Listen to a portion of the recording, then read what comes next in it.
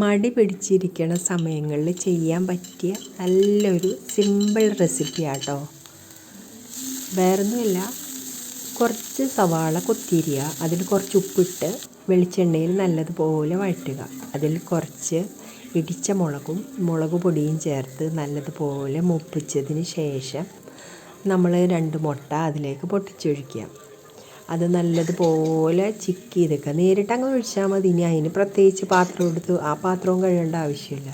അതിലേക്ക് നേരിട്ട് പൊട്ടിച്ചൊഴിക്കുക. അതിലേക്ക് നല്ലതുപോലെ ഇളക്കി യോജിപ്പിച്ച് ആയി വരുമ്പോഴത്തേക്കും സംഭവം കഴിഞ്ഞു. ഇത്രയേ ഉള്ളൂ. അതുമല്ല, അപ്പത്തിനായാലും അതെ, ചപ്പാത്തിയുടെ കൂടെ എന്തിൻ്റെ കൂടെയും ചേരും കേട്ടോ.